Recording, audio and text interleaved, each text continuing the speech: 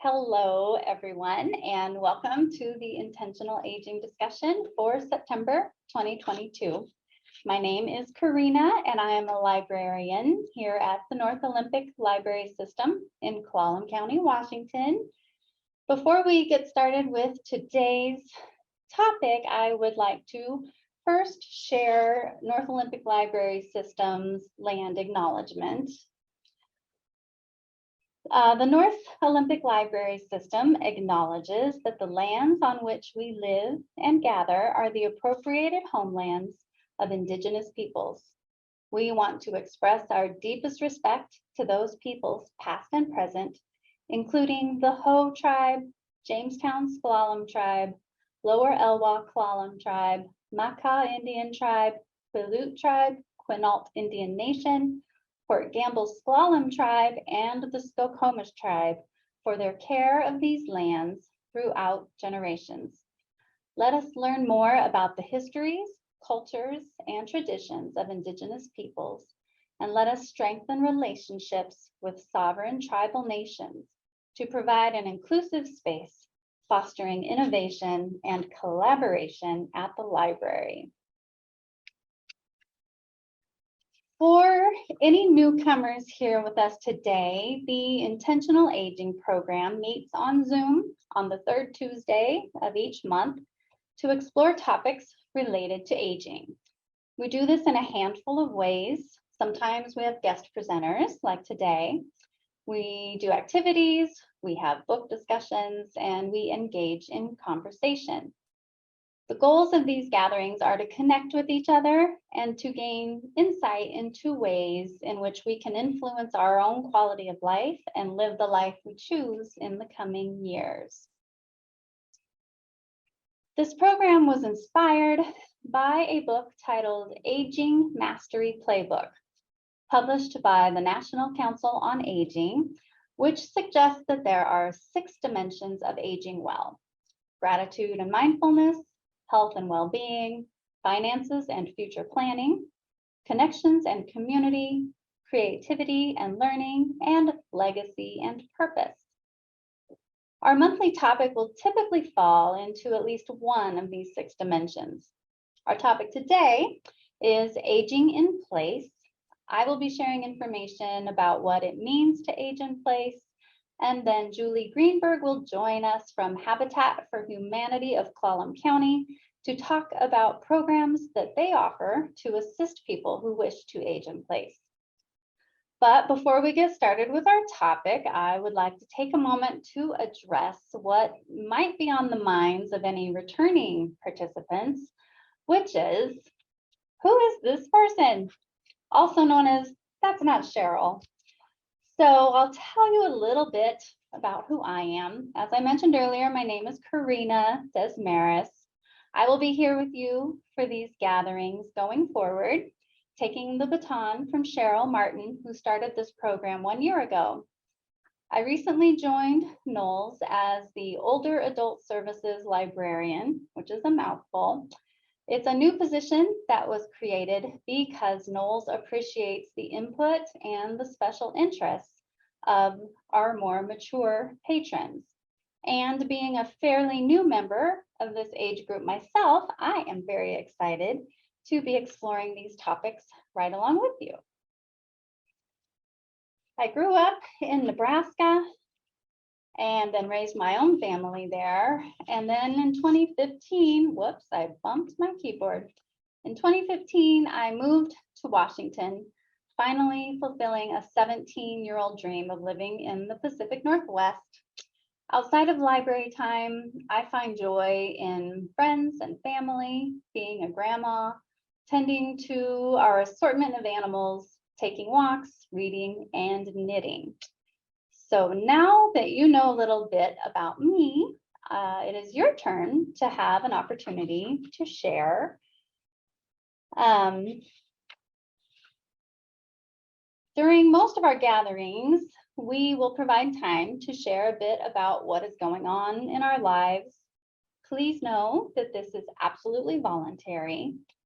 The sharing activity that we typically use is called Rose, Bud, Thorn. Depending upon the size of our group and the amount of time available, we might do this within the whole group, or we might utilize the breakout rooms available on the Zoom platform to do the activity in groups of 3 to 4 people. Today, with our size and our time, we're in good shape. I think we're just going to all stay together as one group. So in this activity, everyone will have an opportunity to share a rose, a bud, and a thorn. So a rose is a positive thing that you've recently experienced. A bud is something new that you're excited to explore. And a thorn is a difficulty you might be dealing with right now. These can be small, simple things or bigger, more challenging issues that you are facing. What you choose to share is completely up to you. And if you would rather not share, it is absolutely fine to pass. Please remember to respect everyone's privacy and only share what is discussed within your breakout group or the larger discussion when permission has been given by the person who shared it originally. We want everyone to feel safe, seen, and heard. And in the spirit of protecting privacy, that this upcoming portion of our gathering will not be included in the recording. So instead of, or in addition to rose, bud, thorn, whichever you are feeling today, since this is my first time meeting with you all, it would be wonderful to hear your thoughts about topics that you would be interested in exploring in 2023. I would also love to know if you are still enjoying meeting virtually as opposed to meeting in person. And again, also feel free to stick with the rose, bud, thorn format, whatever feels right for you today. And also, if you don't want to speak, you don't need to. So in the spirit of privacy that we mentioned a few moments ago, Ellen, if you will please stop recording now, that would be great. Thank you. Oh, let's see what, there we go. Okay, so now we can get started with today's topic, which, as you can see in large letters on your screen, is aging in place. We will explore what the phrase means. Many of you are probably fairly familiar with it. We'll talk about issues that should be considered when you're deciding if aging in place is right for you. And we'll walk through some of the steps to take if you do decide that you would like to age in place. I will be sharing several resources with you today. And as I mentioned during our chat, I will send all of you an email within the next few days, which will contain all the links and titles and such that will be mentioned here. So feel free to jot down any notes, but please don't panic if you think you have missed something, because chances are it will be in your inbox by the end of the week. So the big question, what is aging in place? So the phrase aging in place refers to the practice of older adults living in their homes and communities safely, independently, and comfortably, regardless of their age, income, or abilities. When a person ages in place, they make a deliberate decision to grow older in their current residence rather than move to an assisted living or long-term care facility. Aging in place has become a leading goal among most people nearing retirement, but it is a complex and personal decision that is influenced by emotional, physical, and financial factors. So, staying in a familiar, comfortable setting is a priority for many people, but aging in place is not always simple, and it may not be the best choice for every person. Maintaining independence can become increasingly difficult as our age increases and often our health declines. Each situation is unique. It's important to conduct a realistic evaluation of your circumstances, weigh the benefits of aging in place against the possibility of loneliness or depression, both of which are experienced by many seniors if they are living alone. So as we explore the logistics of aging in place, we will see that it is best suited for those who have fairly good health, a strong support system, and a low maintenance, accessible home that ideally is owned outright. You're no longer having to make payments. So looking at the logistics of aging in place, staying in your home might seem ideal, but it is not always a realistic plan. As we said, every situation is unique and not every house is conducive to independent living, as we talked about a little bit earlier. While many homes can be modified for aging residents, some situations are more difficult and more expensive than others. For example, adapting a 2-story home with no bathroom on the main floor is going to be much more involved than adapting a single-story home. Issues of access should be considered. A home in town may be better suited to aging in place than a home located in a more rural location. Aging in place can also be complicated by health conditions such as Alzheimer's or dementia, where the progression of the disease eventually requires 24-hour care. On the slide here on the screen, you see 2 different situations with different likelihoods of accommodating a plan to age in place. So in one scenario, we have a 70-year-old widow who lives in a 1-story home. Her adult children live nearby. In the other scenario, an 85-year-old man lives in a 3-story home in a rural area, and he has no friends or family nearby. Between these 2 situations, the woman has a much better chance of being able to age in place fairly easily. And we'll look at the reasons why as we move forward. As home health service options expand and medical treatments advance, aging in place is becoming possible for more people. So let's take a look at some of the advantages of aging in place. Aging in place is less expensive.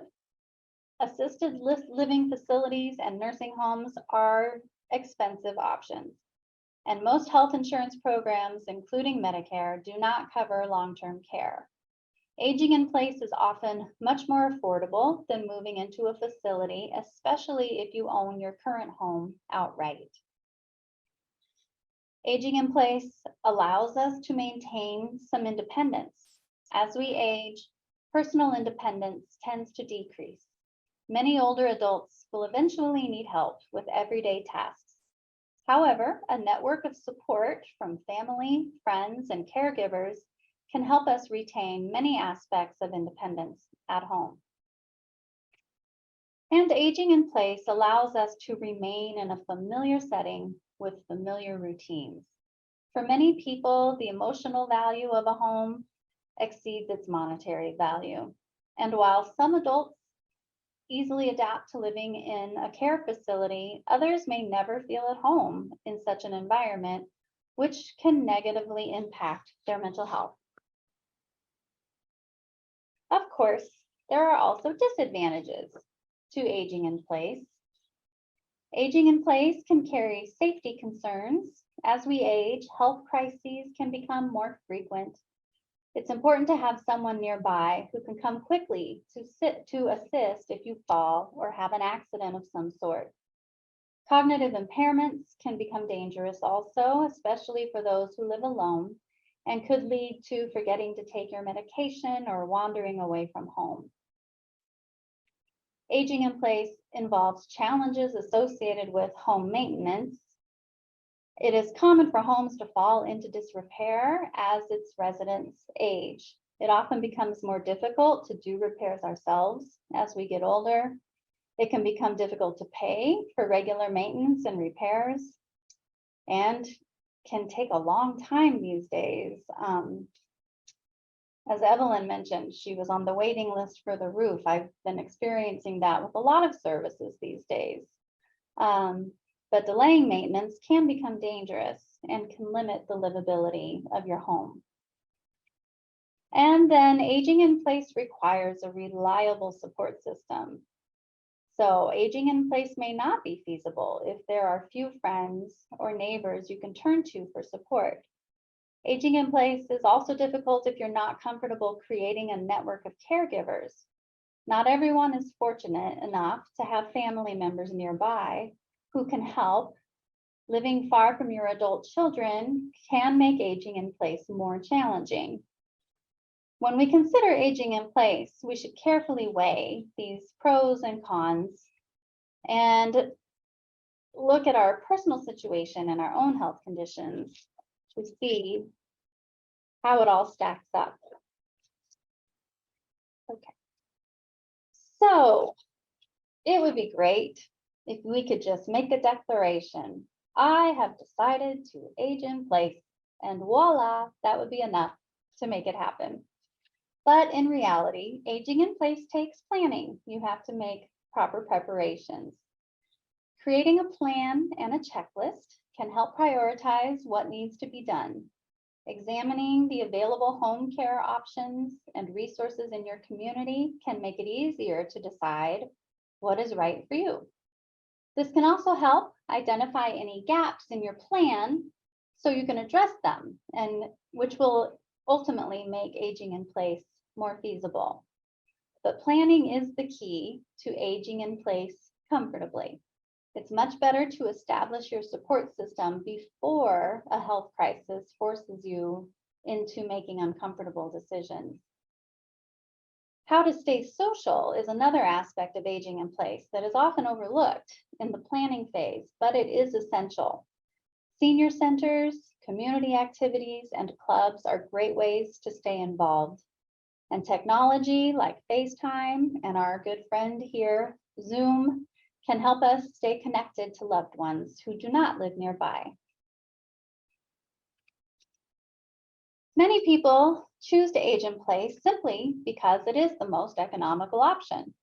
According to the U.S. Department of Housing and Urban Development, expenditures for nursing homes are more than triple the cost of non-institutional long-term care services. But aging in place isn't cheap. It's more affordable, but it's not cheap. Even when your home is paid for, other costs do exist, so creating a budget is essential. When creating your budget, you want to be sure to include all income sources, which may be Social Security, disability, retirement account distributions, or pension plan payments. And then consider your typical expenditures now and possible expenditures in the future. And there's a list here on your screen of some of the standard rent or mortgage payments, in-home care, such as health aides or registered nurses, utilities, any credit cards or debts, phone and internet bills, out-of-pocket Medicare costs, including premiums, deductibles, and prescription drugs, food, which might include meal and grocery delivery costs, personal care items, transportation, whether it's your own vehicle or relying on other public transportation sources, assistive technology, such as a personal emergency response system or magnifiers to assist with low vision. And then you may need to hire services for repairs and cleaning and cooking. And then, of course, property taxes. So all very important categories to be sure we don't overlook as we create a budget to look at the feasibility of aging in place. It is also important to be aware that the cost of aging in place will likely increase over time. While staying in your home might be affordable now, it may be more difficult 5 or 10 years from now. Speaking with a financial advisor can be useful for mapping out future expenses. Another type of professional is a geriatric care manager. This person is usually a licensed nurse or a social worker who can also assist you with your aging in place plan. You can visit eldercare.acl.gov to find geriatric care manager recommendations near you. And I will include that link in the email that I will send you later this week. Then we come to home modifications, which can make it easier to live in your home as you age. Home modifications are a key factor in improving our mobility and safety as we age, helping us avoid falls and other accidents at home. Some changes are fairly easy, such as removing throw rugs that could become a tripping hazard or rearranging furniture. Other changes are more costly and time-consuming. The cost of home modifications can range from a couple $100s for basic projects to several $1,000s for extensive modifications. It is wise to consult with an expert if you decide to move forward with home modifications. The National Association of Home Builders certifies aging in place specialists who are trained to design, build barrier-free living environments for older adults. And these specialists can evaluate your home and assess your needs room by room. And that contact info will also be in the email. Okay, so if we decide we want to remain in our home, our plan should include the possibility that we will require some type of in-home care at some point. Home health care service is typically less expensive than care in a hospital or a nursing facility. It is also more convenient and usually just as effective in most cases. While it is less costly than the institutional options, it can still be expensive. Many home health care services are covered by Medicare, however, and assistance is also available through Medicaid and the Department of Veterans Affairs. Questions to consider about home health care include: how many hours of care per day and per week will I need? How much care can my family provide? What kind of care might I need in the future? How much will my other health care costs be in addition to the in-home care?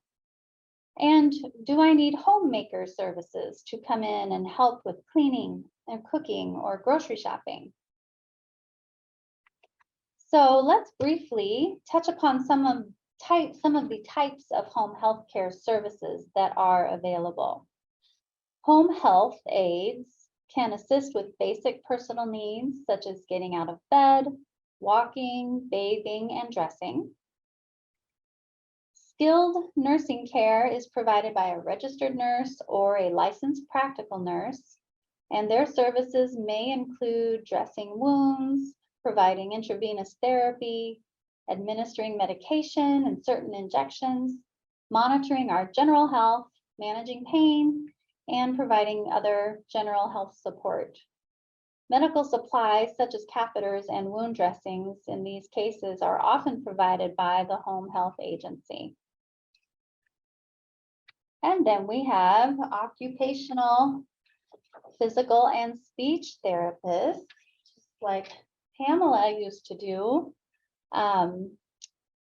which can provide services to help increase our ability to perform daily duties or help improve our speech after an illness or an injury.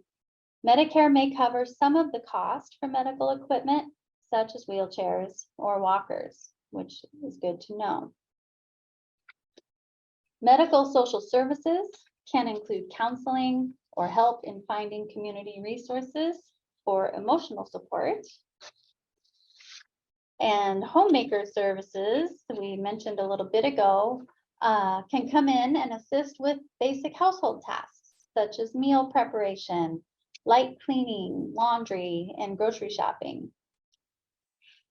And finally, telehealth services can help us connect with a nurse or doctor without even leaving home. More and more insurance providers, including Medicare, Medicaid, and many private insurers, now cover telehealth appointments. How are we doing? Okay. So we've talked about our support network can be family, friends, caregivers. So you or your family members may be wondering, what can family members do to help support our plan to age in place? So family members can play a vital role in your plan to age in place, and there are several ways that nearby relatives might be able to provide help. They could provide transportation to medical appointments, activities, exercise classes, shopping. They can monitor our medication use by organizing and refilling medications to ensure they are taken correctly. Pill organizers, lists, and charts can be really useful for that task. Relatives can help with basic home tasks like the laundry, groceries, cooking, cleaning, and home repairs, which can help maintain a safe and healthy environment so we can stay in the home longer.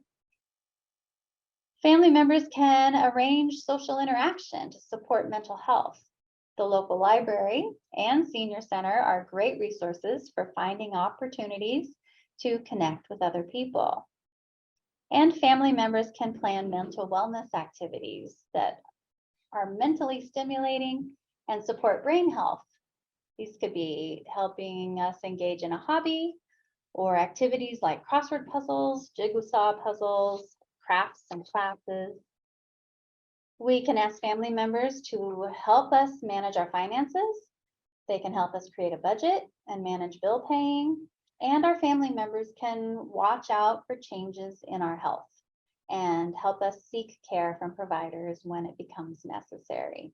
And all of these things help prolong the amount of time we can continue living in our own home. So an important part of aging place is thinking about how we will afford the help that we need. Some services and equipment may be covered by Medicare or other health insurance, and some may not. There are programs, though, that can help reduce some of the costs of aging in place. If you are eligible, Original Medicare will pay all costs for home health care services that are ordered by a doctor and provided by a certified home health agency. To qualify for Medicare home health services, however, you must be homebound and under the care of a doctor.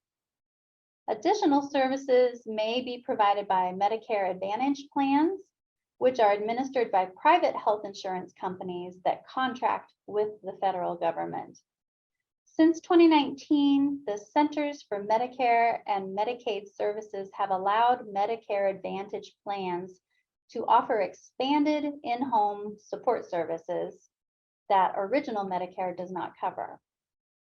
This can include non-medical transportation, adult daycare programs, caregiver support, nutrition programs, and home modifications.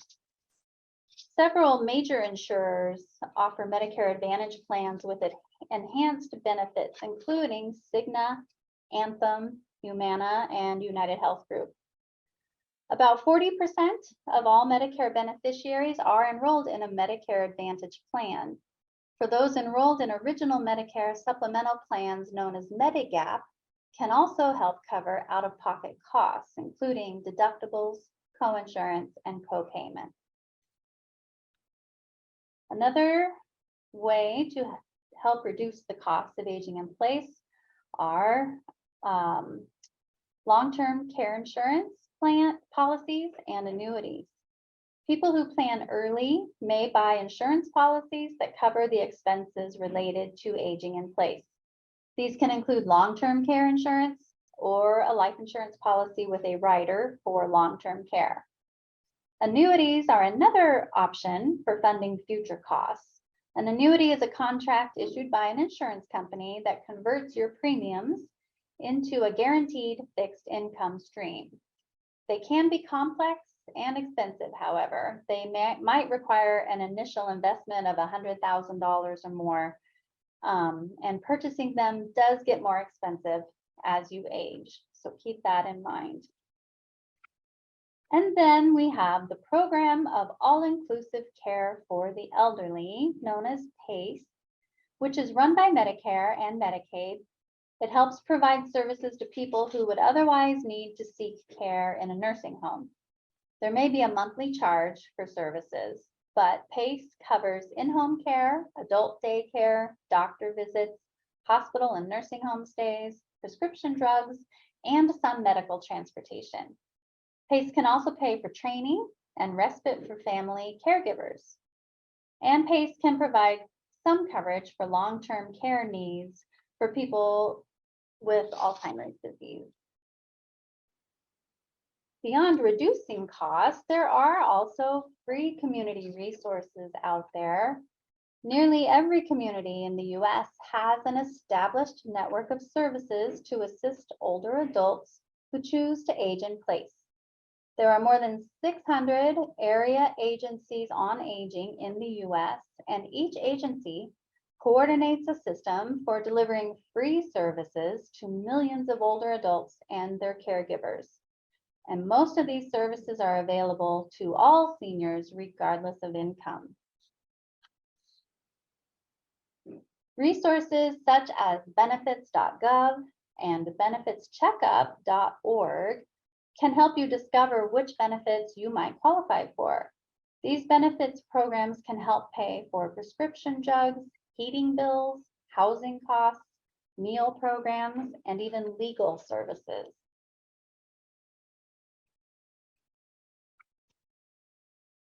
According to the AARP, nearly 80% of adults age 50 and older want to remain in their current homes as they age. These are some of the many useful resources on the screen that can help you decide what is right for you by connecting you with experts and providing helpful advice on aging in place and other plans. Paying for Care is a webpage from the National Institute on Aging that explores various long-term care and aging in place payment sources, including personal funds, government programs, community resources, and private financing options. Longtermcare.gov is a website from the US Department of Health and Human Services that includes information about long-term care options. Topics include determining how much care you need, where to find help, and how to pay for services. Elder Care Locator, we mentioned earlier, is a nationwide service that connects older Americans with trustworthy support resources in their area. It is a federal website run by the Administration for Community Living and the Administration on Aging. And then the Home Modification Information Network is a state-by-state inventory funded in part by the Administration for Community Living, which provides details about each state's home modification policies, funding sources, and programs that can help seniors pay for home renovations and repairs. And with that mention of programs that help pay for home modifications, we get to hear about a couple of these programs that support aging in place. Julie Greenberg is here with us today representing Habitat for Humanity of Tuolumne County. So welcome to Julie. And hello, thank you so much for joining us today. It's all yours. Okay, so let me share my screen. Okay, so I am Julie Greenberg, as you have met me earlier, and I am the Family Resource Manager at Habitat for Humanity of Tuolumne County, which I might just say HFHCC or Habitat from here on out, since that's quite the mouthful. And first, I'd like to thank Karina and our team for inviting Habitat to present information on our Aging in Place program. We really appreciate it. And I'd like to thank all of you for wanting to learn more about our program, one of our important programs. You're probably most familiar with our new build or construction program. That's where we partner with a family and we actually work to build their home together.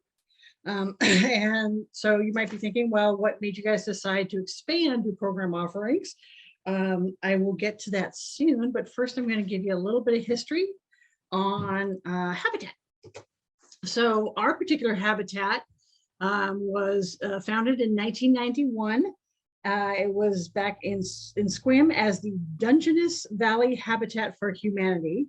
To give you some idea of kind of what it was like back then, the population of Sequim since then has grown by more than 85%.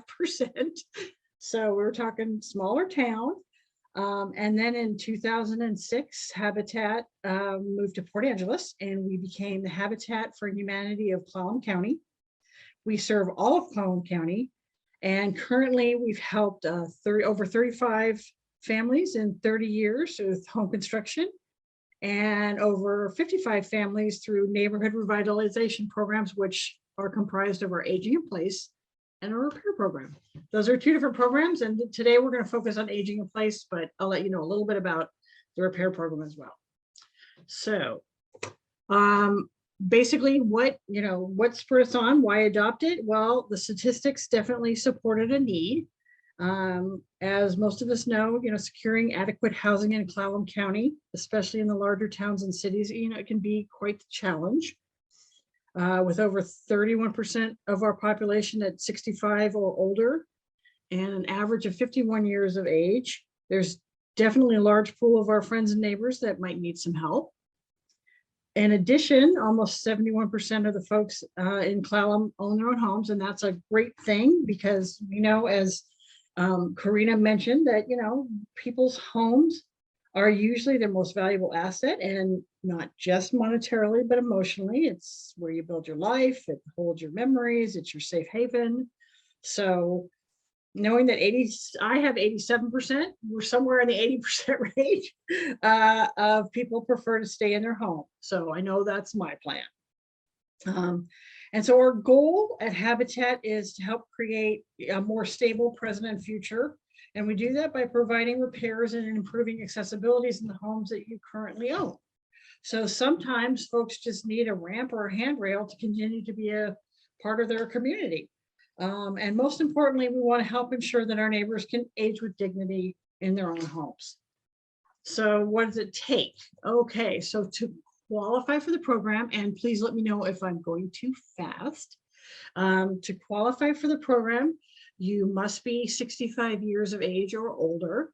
We also, if you are disabled, we can help in that regard as well if you are not 65. If you are formerly disabled. And you have to be a resident of Clallam. And that means not just a resident, but you need to be in an owner-occupied home, and it does need to be your primary residence. This is a homeowner program, and we don't typically we don't work with rentals. So if you're in a rental situation or perchance you live in a mobile home, those are not things that work with our program. So the third thing is you need to be between 30 and 60% of AMI, and AMI is average median income. So if you fall within those parameters, an average median income, not to get too far in the weeds, is provided by the Housing and Urban Development Department. And they take a look at every city and say, and every county, or actually every county, and say, hey, for this county, this is the average median income. This is where half the households in the region earn more and half earn less, and that becomes your median income. Our current median income for Clallam County is $74,000, which is quite a lot. What they do is they say that's the average median income, and then we take 30 to 60% of that if you make somewhere in there. Like for instance, if you were a household of 2 adults, your yearly income would maybe need to fall between $19,000 and $50,000, because they also do additional calculations for how many people are in the home. So you're looking at kind of that income, and then households must have current adequate household insurance in place. You must have your property taxes current. And then there's also a set of general requirements that we as Habitat have. So these are not necessarily government, anything like that. These are our specific requirements. And those are, number one, you have to have a need. So I've had folks in the past give me a call and ask me if we can replace the roof. There's not anything currently wrong with their roof, but the roof was getting towards the end of its 30-year proposed lifespan, and they knew they would need to replace it soon. And so they called us up to ask us if we could help them with that. Unfortunately, we can't. That is not what we do. We actually have to have a home that's in need of repairs. So if your roof is leaking and it's causing further damage, this is something we can help you with. If your roof is just old, that's not something that's a good fit for this program. You have to be, secondly, willing to partner with Habitat for Humanity. And when we talk about partnering, we really do treat this as a partnership. We have a saying here at Habitat that Habitat is a hand up and not a handout. And so with that, we look at these situations as partnerships. And that may mean that we ask from you, depending on your ability, to donate certain hours of sweat equity. And sweat equity might be,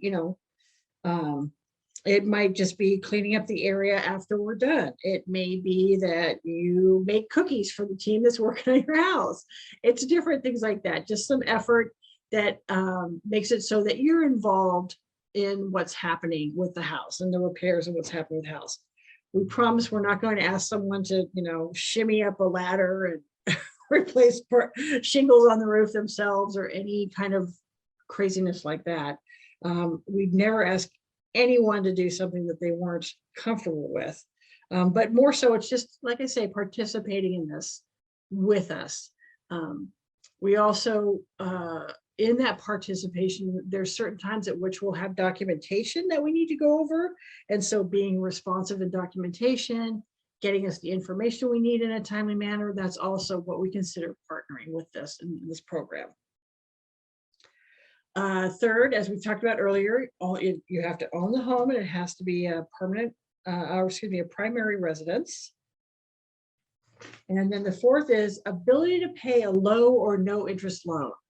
So this, we can go into a little bit deeper on a one-on-one basis. I won't go too far into this, but currently we work with the USDA and we work on different types of loans. The USDA has a loan program called their 504 loan program.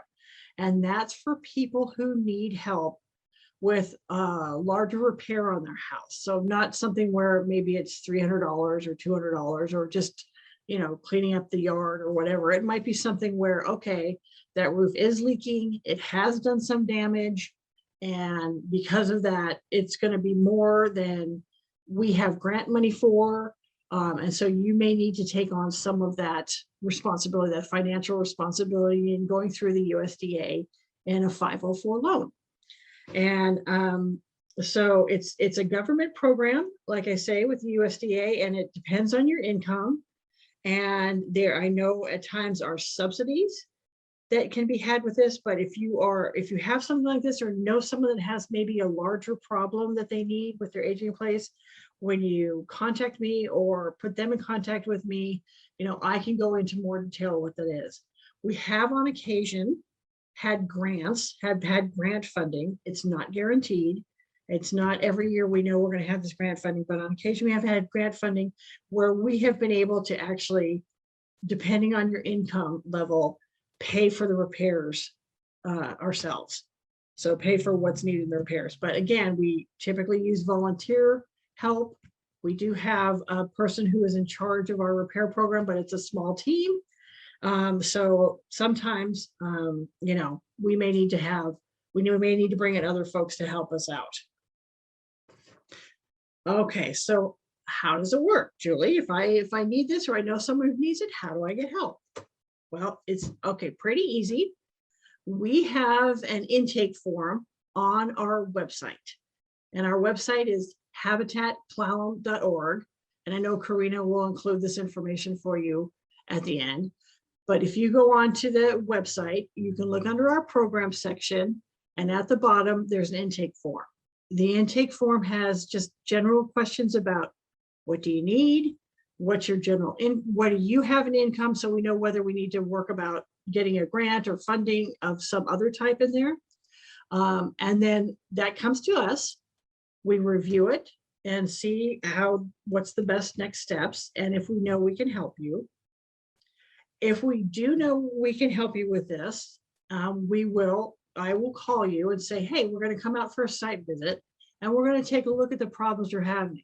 And I will bring the head of our repair team with me, because the nice thing about that is he has a lot of experience, and sometimes something that you see, it might mean that it's actually, behind the walls, a bigger issue. And so we can start taking a look at that, and from there, discuss next steps and what priorities might be. So you may have some stuff that's like, okay, well, this isn't damaging the house. This particular problem isn't damaging the house, so we'll put that on the back burner. But this particular image, this is causing damage to the house, and so we need to take care of that as a top priority. Then we check and see, do we need to secure a grant or loan funding in any way with you as a partnership? And once we understand if that's a possibility, then we will create a scope of work. And it's basically a document that I write up and I send back to the applicant and say, okay, here's our understanding of exactly the work that needs to happen. Here's where you're going to come in and help us. Here's where we're going to require sweat equity of you or whatever. And once we're finished, it should, these particular things should be done. If everybody thinks, hey, that's great, let's move forward, then we initiate the project and we get started. So what types of things do we typically do in our AIP program? We do decks and siding. And again, a lot of times this is not cosmetic. So we're not attempting to do anything that's, visual renovations like updating countertops or painting cabinetry or putting in new towel bars. That's not the purpose here. Instead, these projects are more functional. And so again, it's repairing decks if we notice that you have like rotting wood on your decks, or repairing siding if the siding is rotting. There are times where we can come out and maybe repair your siding, but because your siding's so old, we can't do a perfect match. So that'd be something that you'd have to be okay with, those types of things. We also do modifications. A lot of the stuff that Karina had mentioned earlier was grab bars, widening doorways, putting in curbless showers, slip-free flooring, etc. So that's the kind of stuff that we do, and we would talk to you about that when we came out in our first meeting to discuss what kinds of repairs we do and what they would look like. Okay, so I will say some of the stuff that we do, we cannot do on our own. And we want to make sure that whatever work is happening for your house is something that is done by someone who is an expert in that field. And that may mean that it requires that we reach out to a licensed expert, like a plumber or an electrician, someone who has a particular area of focus. So for instance, we did just repair a roof for a community member. And with that, we reached out to a roofing company. And they were the ones that were able to put the roof on. And yes, in fact, they did have to wait. They had to wait in line just like everyone else. But the nice thing was we got it in, we got it done before the rains came, and that was wonderful. We team up with a lot of local companies to perform portions of the overall projects. And like, for instance, Interfor, we work with Interfor a lot. They donate lumber for framing and they donate lumber for other things. So they've been really wonderful. Really wonderful partner with us, and we always like to give them a shout out because that's, they're a big partner and we appreciate that. And then one of the last is, I will say, this is a picture of our first Aging in Place partners, and this is Mary Alice and Michael, and this is kind of what they had to say about working together. They needed some exterior preservation help on their house. They were having some issues with rot and whatnot, so we were able to come in, and our team was able to make a difference within just a few days of work. So it was really nice, got it done, and now they have peace of mind. So that's what we're hoping to give is we're hoping to give people peace of mind and, let them feel like they don't have to move out, even for something minimal can make a big difference. And then lastly, I will say, if you don't need our particular help, but you want to help us, just to let you know, since we are a nonprofit, or if you want to share this information with other folks, there are tons of ways to help. If you know someone who's looking for a local organization to support, you can shop at the Restore. We have wonderful, wonderful stuff here in both of our stores. We have a store in Sequim and a store here in Port Angeles. You can volunteer to work at the Restore at some of our events, at an advocacy meeting, show up at an advocacy meeting for us that has to do around housing. That would be great. If you have things that you don't need, you can go online and see if it's something that you could potentially donate to the Restore, because the Restore basically helps fund part of the houses being built. It basically helps the administration take care of the administration. So all dollars go to funding houses, all other dollars go to funding houses, and you can donate time, goods, or funds. So we would appreciate anything. And we can always use volunteers, especially if you know anyone young or young at heart that wants to pick up a hammer. We can, swing a hammer, or maybe drill or whatever. We can use volunteers like crazy at our construction sites. Please share the information far and wide with anyone you know. Yes, we all will. Absolutely. Thank you so much. So we covered a lot of information today. To summarize briefly, aging in place is the process of staying in your own home as you grow older instead of moving to an outside facility. To do it successfully, we will want to create a budget, discuss options with our families, connect with home health services, and have our home evaluated for any needed modifications. So let's see. As I mentioned before, I will be compiling all the resources that were mentioned today in an email, which I will send out by the end of this week. For those of you who would like to explore the topic further, I've put together this list of online articles that can tell you more, along with some book titles that are related to aging in place. The book titles are all available in the NOLS collection, either in print format or digital format, and I will include all of this in the email later this week also. So we've got several articles from fairly reliable sources, and a handful of books that are all really great, full of lots of great information and great food for thought. And then our next intentional aging event will take place here in our Zoom room at 11 a.m. on Tuesday, the 18th of October.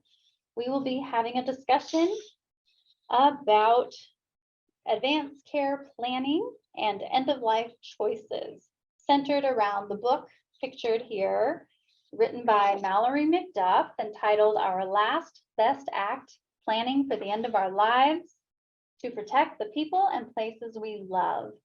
And I just love this book. It presents very compelling ideas for making end-of-life choices that align with your values. So if you're concerned about impacts on the environment, the book discusses ways to handle end-of-life decisions that are kind to the earth, as well as other topics. Physical copies are available for sign out at the front desk of NOLS Port Angeles and Sequim branches. If anyone would like to sign out a physical copy from the Forks or Clallam Bay branch, please email me and I will send a copy out west for you. You'll have my email later this week if you don't already. And in addition to the physical copies, digital copies are also available. Just search for the title or the author in the online catalog at nols.org. And because of the limited number of copies and the quicker than usual turnaround, We are asking everyone to try to limit their sign out to 2 weeks if at all possible, so more people have a chance to read. So that is all for today. But before we go, I would like to thank you all for the warm welcome. I really am so very excited to be taking this journey with all of you. And your support of this program, along with the support of the NOLS, Friends of the Library organizations across the county, make all of this possible. So be safe, be well, and we will all see each other in October. Thank you, everyone.